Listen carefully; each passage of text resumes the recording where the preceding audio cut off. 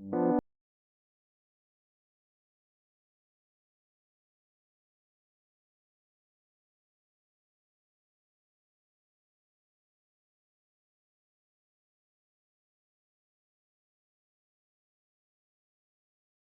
to Bridges here at CBRC.tv. Good morning, good afternoon, good evening to all our viewers around the world. Hi, good evening, Dr. Evelyn Songko at sa mga viewers ng ating Bridges. Good morning, good afternoon, good evening. Again. And hello, good evening, good morning, or good afternoon to our viewers on Bridges here on CBRC.tv.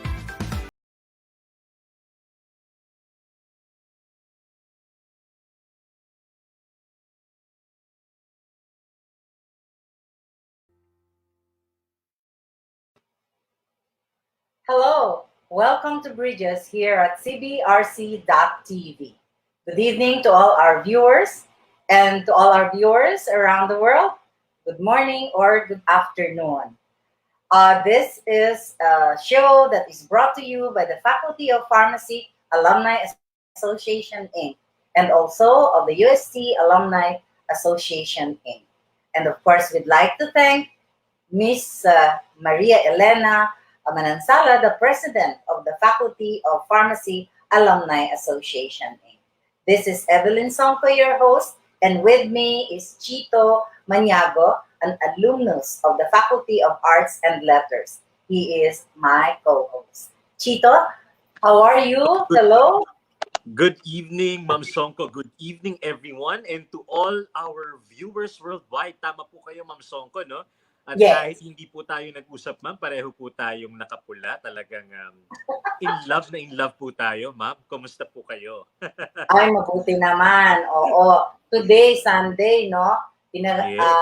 Celebrate natin ang Pentecost, no? Exactly. Ngayong Sunday. Kaya, Happy Pentecost Day sa'yo. Kamusta naman ang weekend mo, ha? Magsisimula na naman tayo ng bagong week. Grabe, ang bilis-bilis ng panahon, no? Oo nga, ma'am. Naku, alam niyo po, I helped my mom and dad because they are now both certified plantitos and plantitas.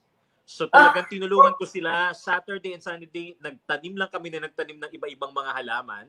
At sabi ko, ma'am, di ba parang patapos na yung May? Ang bilis ng panahon. Ano po, ma'am? Yes, so yes. You're almost entering June already, di ba, ma'am? Nako, tignan natin yung mga tinanim mo na mga plants na yan. Baka merong ano yan, ha? Baka merong use yung mga plants mo. Nako, alam mo ba? Yeah. Napansin mo, ha? Tong taon na to, maraming milestones na pinagse-celebrate o pinagkakaabalahan ng UST. Kayo, 125 kayo, di ba? Wow, Faculty of yes. Arts and Letters. Yes. College of Nursing, 75 years. At ang Faculty of Medicine and Surgery, 150 years. Sesquicentennial nila. At ganun din, of course, the Faculty of Pharmacy, 150 years din. Nakakatuwa, no? Opo, exciting. And I've heard, ma'am, no, there are a lot of activities lined up, no, para po sa i-celebrate ang mga milestones na ito, Ma'am Songko. True. Diba? At anong masasabi mo? Ang guest natin ay ano? Naku, talagang bigatin po ang ating guest ngayon, Ma'am Songko. At a very young age, very accomplished. Tama po, no? So, at this point, yes, ma'am. Go ahead. Huwag mo munang ipakilala, alam mo, ha? Kasi alam mo kung bakit. Kasi galing siya sa Faculty of Pharmacy. At alam mo, meron tayong video tungkol dyan. Kasi meron silang sineselebrate. Sesquicentennial celebration nila. Kaya yung Faculty of Pharmacy Alumni Association, nag-prepare ng video para dyan. Pakita natin. So let's watch this. Excited ka ba? Oh. Yes, ma'am.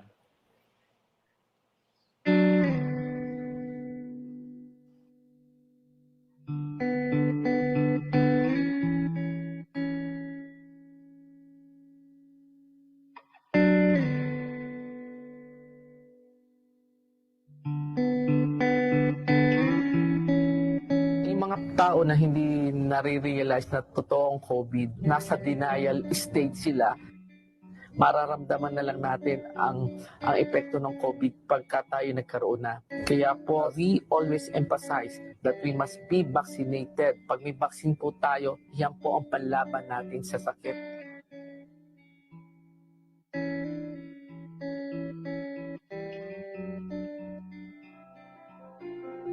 Ako'y isang doktor.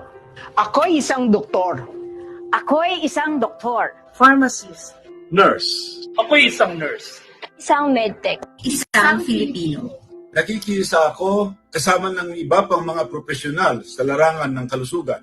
Sa pangunguna ng Philippine Medical Association ng mga 117 compound societies, 8 specialty division, 54 specialty societies, and 37 affiliate societies nito. Iba't ibang samahan ng mga professionals sa Pilipinas. Nakikiisa ako. Dahil sa bakuna, may pag-asang matapos ang pandemya. May babalik ang dating sigla ng pamumuhay. Maging ang nakagawian nating lumabas at makihalubilo. Ang mga mag-aaral na makapasok sa eskwela at matuto. Sa bakuna, maliligtas tayo. Tutulong ako. Bilang volunteer para magbakuna. I will volunteer my time to help. I will be a part of the solution. As a health professional, I will help. I will help. I will help. I will help. Nakikiisa ako. Nakiki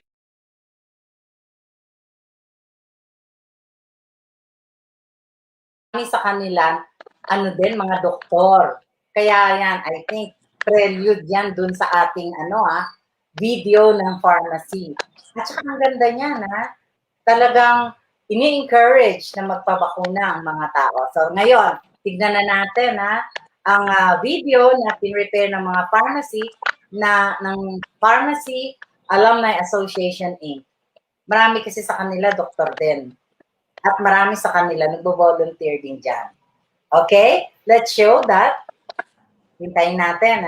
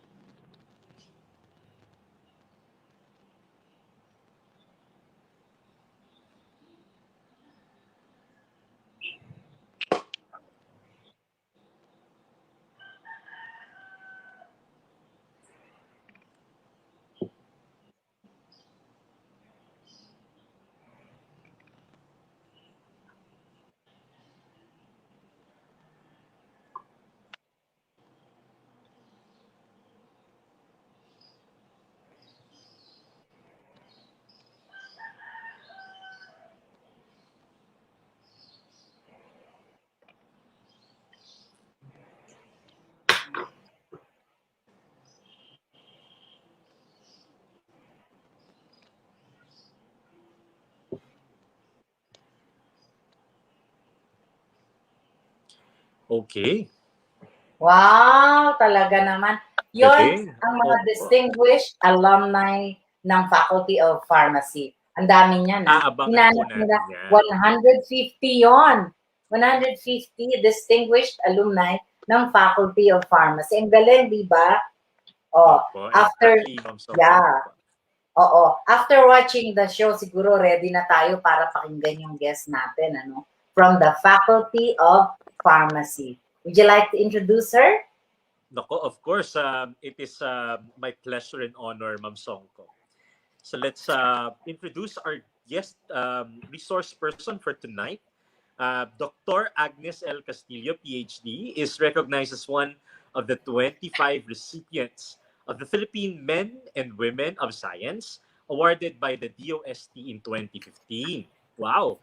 She was a DOST SEI Scholarship Awardee in 2010 to 2012 and received the DOST Academic Excellence Award in 2013. Ang galing po, Ma'am Songko, ano po? And currently, she is a faculty member of the UST Faculty of Pharmacy and the Graduate School and a resident researcher at the UST Research Center for the Natural and Applied Sciences. In December 2014, Dr. Castillo was also chosen as the recipient of the Dr. Alfredo C. Santos Award. that is given to young PhD natural product scientists by the Natural Product Society of the Philippines. Her works on pharmacology of natural products and its development, like Tinospora lotion. Ayun, I had to pronounce that correctly, ma'am.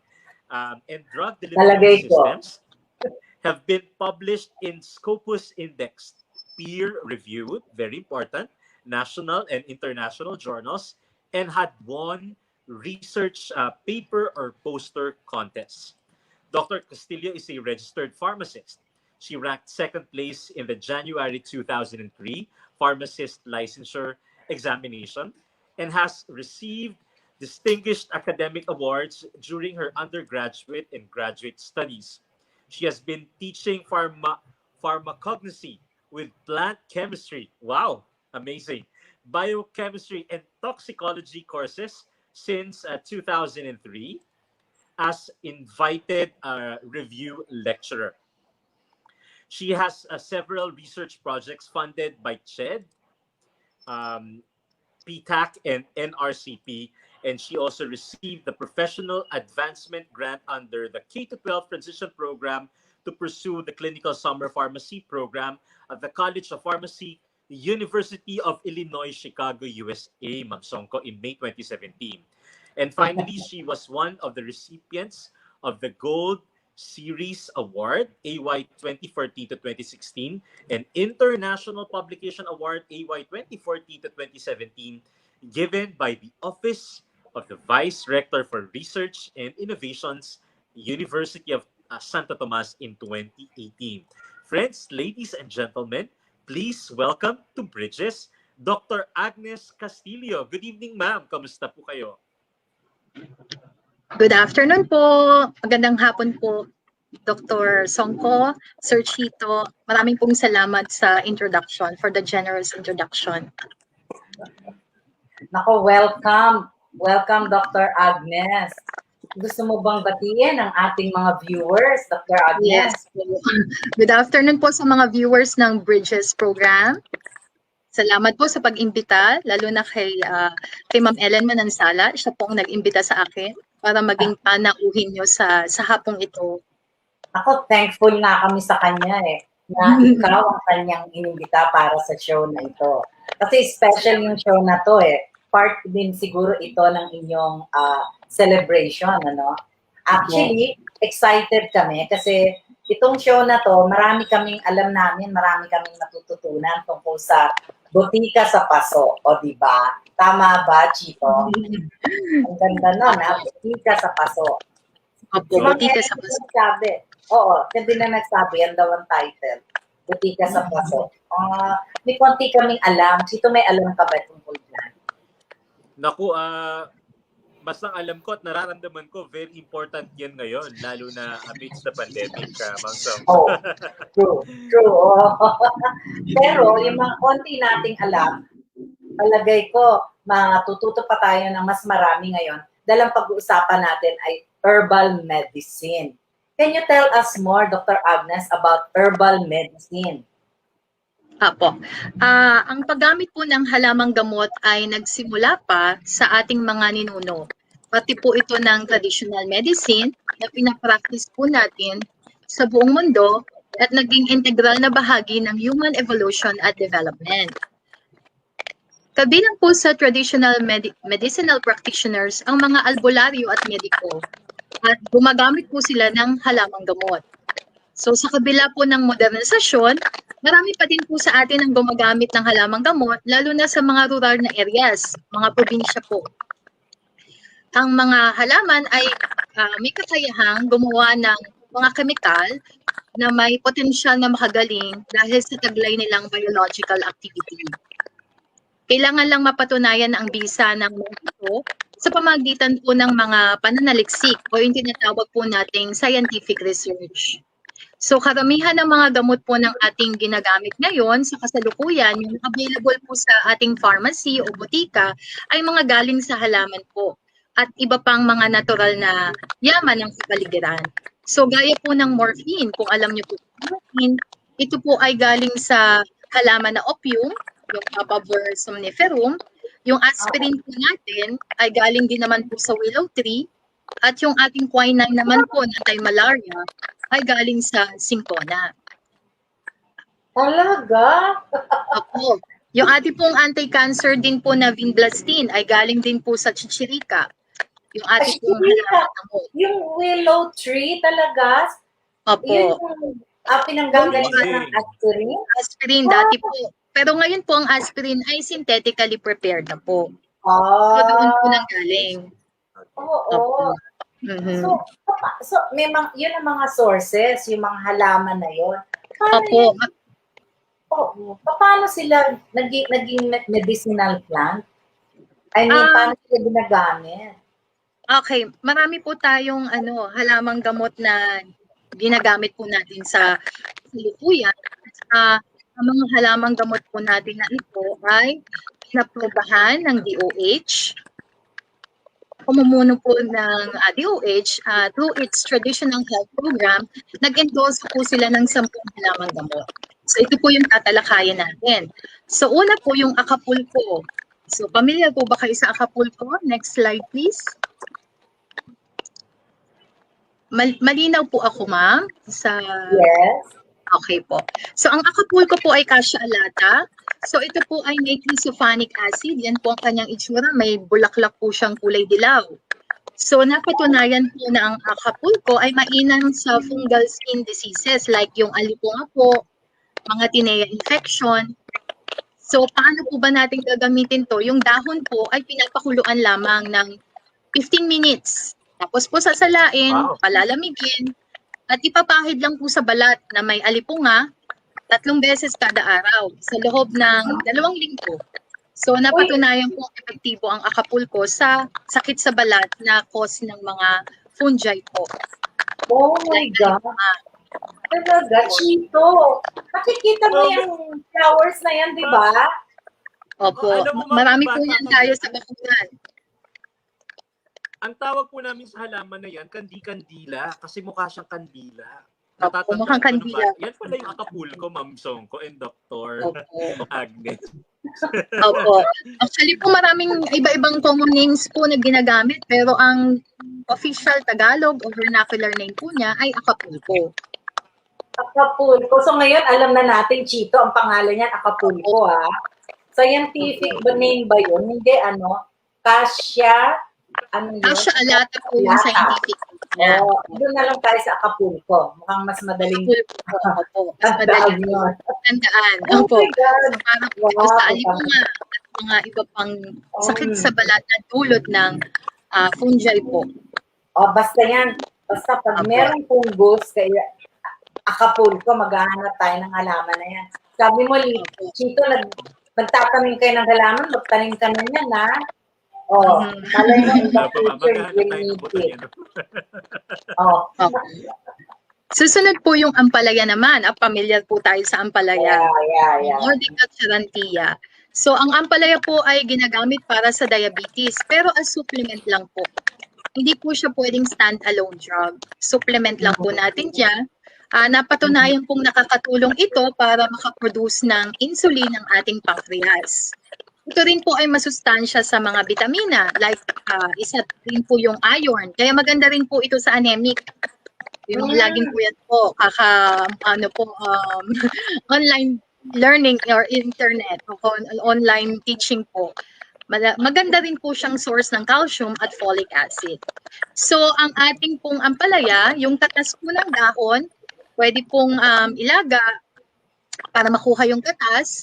Mainam din po siya sa ubo, sa lagnat, sa diarrhea din po. Tapos po yung katas, ang mga 1 kutsara po kada araw ang pag-inom. Once a day lang? 1 kutsara? 3 times a day? Once a day lang po. Opo. Meron din pong ampalaya ngayon na available. Kung nakikita niyo po yung ampalaya capsule, na iba-iba po ang mga brand name. Opo, may tibag pa rin po. So yung ampalaya po kasi napatunayan sa isang study po, ayan po yung study ni ROM Phase 1, 2, 3 clinical trials na effective po siya sa diabetic patient. Na comparable po yung effect niya sa glibenclamide makalipas ng 3 buwan na paggamit. Yun nga lang po, mayroon na po tayong available na ampalaya capsules. Kung nakikita nyo po yun. Ampalaya tibag. Pero hindi siya stand-alone. It will help. Hindi siya stand-alone drug. Nakakatulong lang po. Ngayon po, gusto ko pong iklaro, ma'am, iba po ang herbal medicine. Yan po yung tableta natin. Ayan. Okay. Mga capsule at tibag. Gusto ko lang pong liwanagin na iba po ang herbal medicine sa halamang gamot. Pag halamang gamot po, ito po yung mga nakatanim. Opo, pag herbal medicine po, ito po yung produkto niya na galing sa halamang gamot, kagaya po ng ampalaya tablet. So pag nakatableta na po, naproseso na, naging tibag, naging capsule, naging syrup, herbal medicine na po yun. Basta po ang kanyang active ingredient ay yung halamang gamot, either in powder form, crude form, or extract po. Yeah. Ay, ang galing. Chito, So, May difference po pala yun. Opo, iba po yung halamang gamot sa herbal medicine. Based po sa definition. Opo. Oo. Sa ang herbal medicine, pag sinabi yung doktor nagbibigay ng herbal medicine, hindi ibig sabihin na sinasabi niya maglaga ka ng ampalaya. Hindi pala ganun yun. Yun po yung... Oo. Yun po yung process niya. Yes. Oo. Yung available po sa butika. Opo. Okay. Opo. So next po natin yung bawang. Yung bawang po, pamilyar tayo dito. So, ang bawang po ay mainam sa sakit sa puso, nakapagpapababa po ito ng cholesterol, ng hypertension, yung blood pressure, at gamot din po ito sa atherosclerosis. Ano yun? So, yung bawang po. Hindi, gamot siya sa ano yung huling sinabi mo? Atherosclerosis po, yung pagbabara po ng ating mga ugat ng ng taba. Nagsisikip po yung daluyan ng ating mga ugat. Kasi po napapababa niya yung cholesterol. How do you use that? Ma'am, kinakain po natin yung bawang. Pwede sa sawan, ano? Opo, pwede po. Lalagay mo sa suka. Tapos kakain ka ng chicharon. Huwag naman sa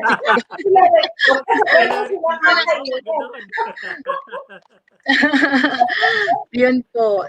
Tapos pwede rin po siya sa sugat po, ma'am, sa sore throat, kakatasin po yung katas ng bawang. At nakakagaling po siya ng sore throat, sakit sa ngipin. Pwede rin po siya sa otitis media, yung otitis externa po pala, yung sakit sa infection sa tenga. So yung garlic oil po, yung oil po ng bawang, ihahalo sa mineral oil at ipapatak lang po sa tenga. Mainam po siya sa otitis externa.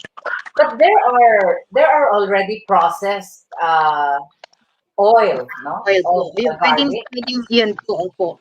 Meron naman pong available po na mga garlic oil po. And that's the one you can use. Meron. Para kung ayaw nyo pong magkatas. Ayaw nyo pong, kasi konti lang po ang makukuha yung oil kada bulb ng bawang. So, para mas marami pong oil, yung available na po sa market or sa mga drugstore. So next na po natin yung bayabas. Okay, yung bayabas po ay pamilya naman po tayo sa guava. So ang bayabas po, yung kanyang decoction, mamaya po ituturo ko kung paano pag-prepare ng mga decoction. Galing po sa dahon, kakatasin o yung balat ng kahoy or yung tinatawag na bark. Mainam po ito na panglinis ng sugat, yung panglanggas. Para gumaling agad yung sugat, yung mga nagpapa-circumcise po, Iho ba?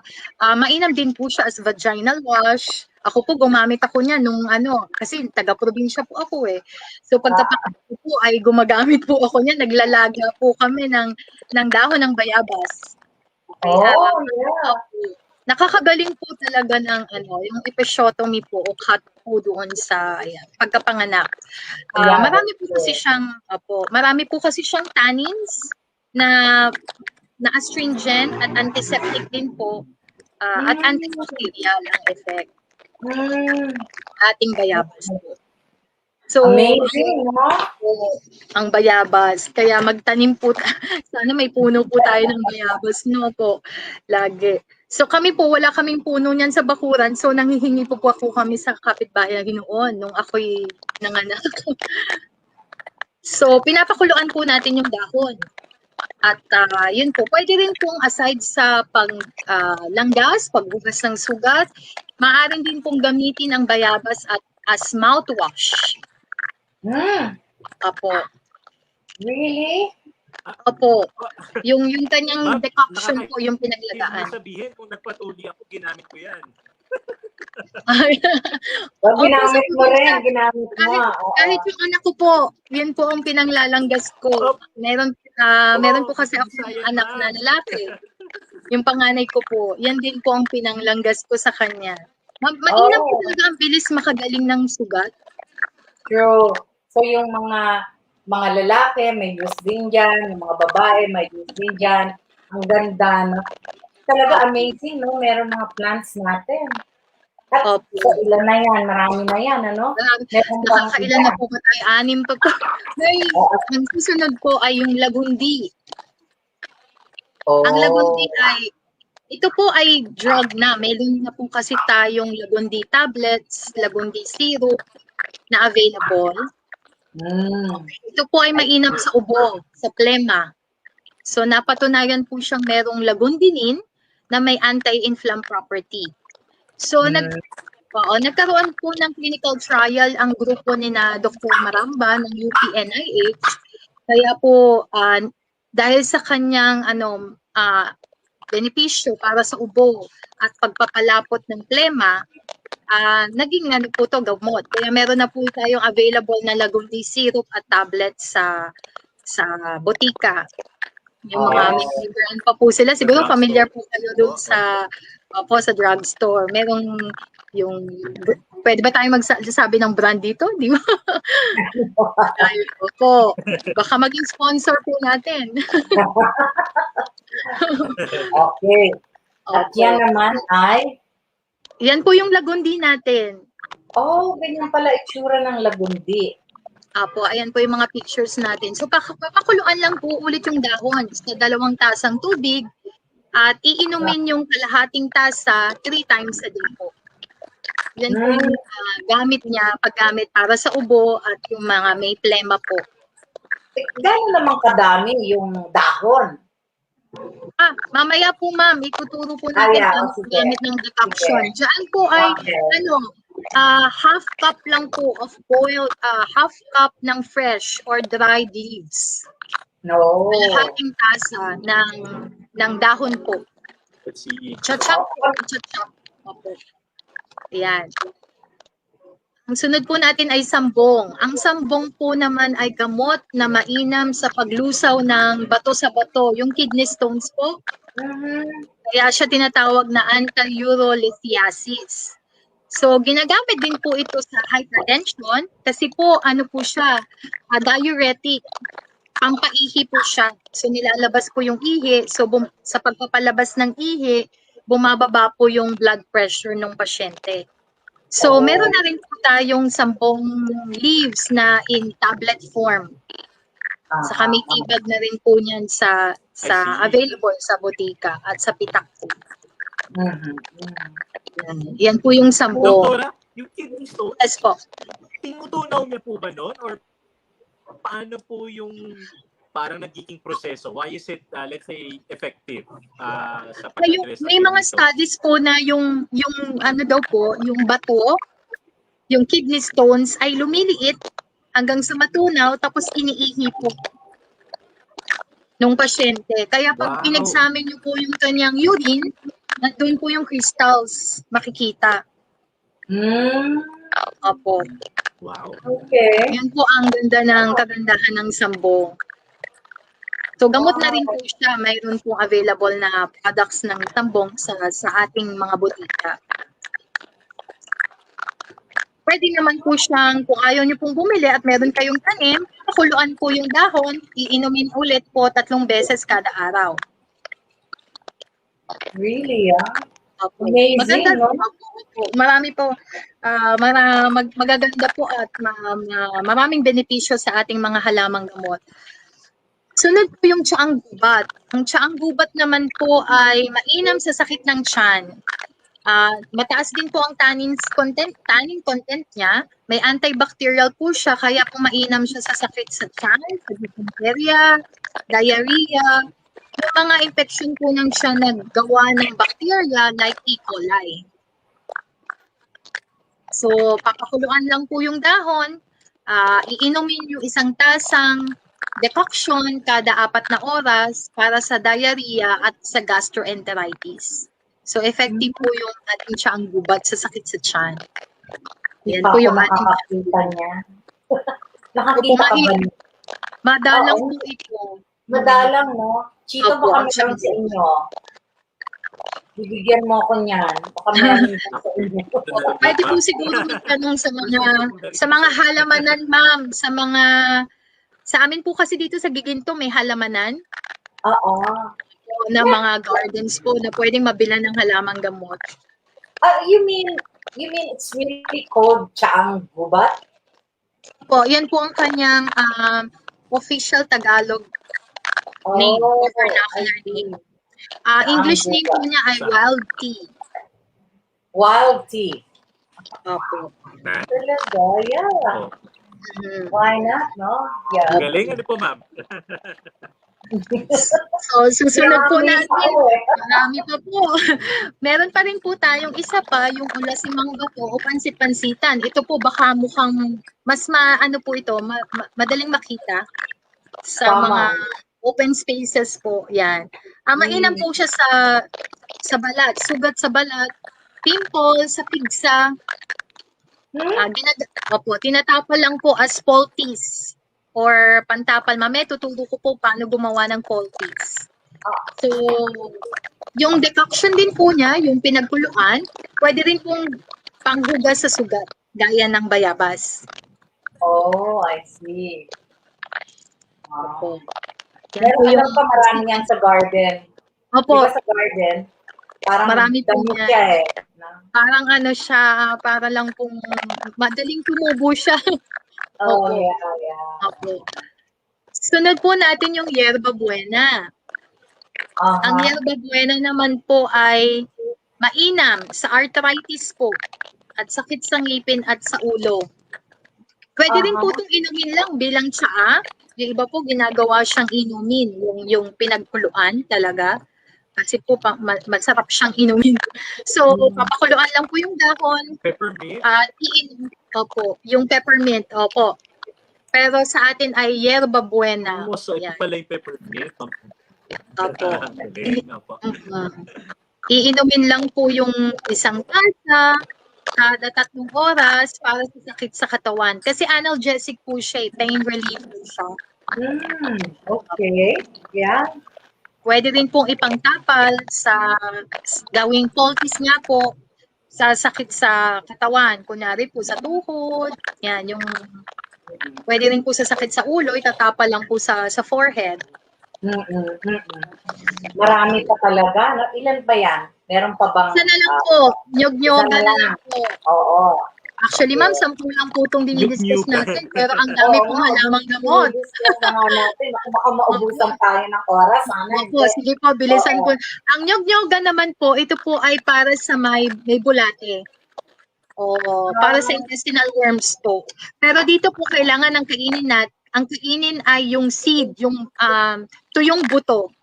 At kailangan po pagkata, yung particular po tayo sa number ng butong kakainin. So 5 to 7 seeds po para sa bata, sa adult naman po 8 to 10 seeds. I see. Ito I naman see. po ang kinakain dito sa nyugan para ma-expel po yung intestinal worms. Oh, So yeah. yan po yung 10 halamang gamot.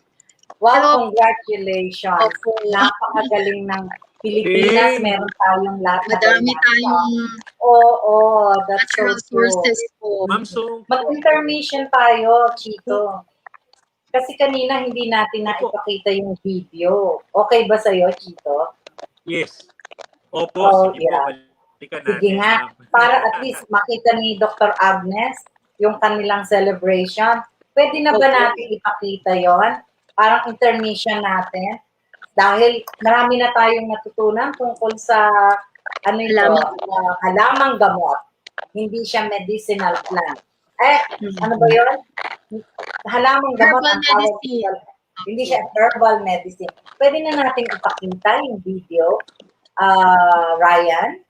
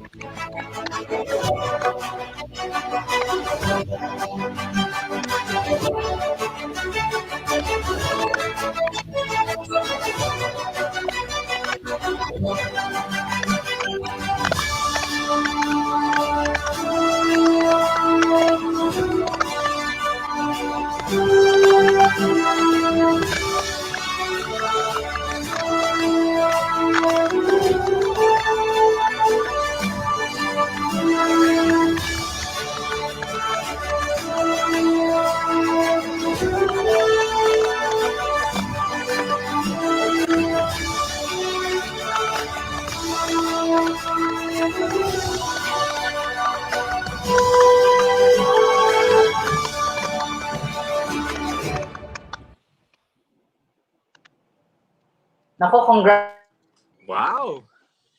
congratulations, Dr. Agnes, ha? Kasi ano na talaga, Salamat. Faculty of Pharmacy. Isa ka sa mga, luminaries, ng Faculty of Pharmacy. Congratulations. Chito, may tanong Ang ka? galing po ng Kasi magkukulang tayo sa Opo. oras. Sige. Alam mo, Ma'am Songko, while listening to the presentation of Dr. Agnes, talaga ang realization ko, who would have thought na yung mga nakikita lang po natin na halaman sa mga palipaligid natin, yung medicinal value pala niya talaga ay immense, Ma'am Songko. No? I have a quick question, Dr. Agnes. Ano po ang masasabi niyo sa mga halamang gamot na nabebenta, for example, sa Quiapo, sa Baclaran? And would you actually advise na gamitin yon ng mga kababayan po natin? Actually po yung mga herbal medicine, yung mga produkto sa Quiapo o even Binondo, as long as approved po sila, yung may label po, approved ng FDA, pwede po nating gamitin yon. Pero meron po kasing iba na maaaring fake or adulterated. Kaya importante po, kung yung finished product po yung binibili natin, may nag-aalok po sa atin, tingnan lang po yung label na approved siya ng FDA. Ngayon po, kung bibili naman po tayo ng mga tuyong parte like dahon, bulaklak, tuyo na po siya or pinowder form or baka po nakabote. May nakikita po kayo sa Quiapo na nakabote na may tubig na po at kung ano-ano. Yun po, hindi po natin ma-identify kung yun talaga yung halaman na laman nung bote po. Kasi nga po, dried na po siya, powder form na po siya or hinaluan na ng ng tubig o kung anumang vehicle yung ginamit nila, hindi po tayo makaka-sure na talagang yung halaman po na yun kasi hindi na po natin makilala. At yung pagproseso na ginawa nila, pwedeng hindi po of quality yung ginamit ng mga ibang material. So, mas maganda po So, we na have to be extra reputable careful, sources po. Doc. Opo. Kung maganda pong halaman talaga po yung bibilin nyo, nakapaso, makikilala nyo siya yung Acapulco, siya yung oregano, siya yung sambong, tapos kayo na po yung mag-prepare. Na ituturo ko po later. Okay. Siguro, dapat, sayang, no? Gusto natin pakinggan kung paano yan mapiprepare, kaya lang wala na tayong oras. Opo. Siguro. Thank you. Thank you. Yeah. Oo. Sige po. Maraming salamat, Dr. Agnes. Chito, magpapasalamat na tayo kay Dr. Agnes, hindi ba? And meron kang final word sa ating mga taga-panood? Hindi ko na po ba mapapakita yung study sa Tinospora? Okay lang po kung wala na tayong oras? Oo nga, no? Oo nga. Sige po. Final words na po.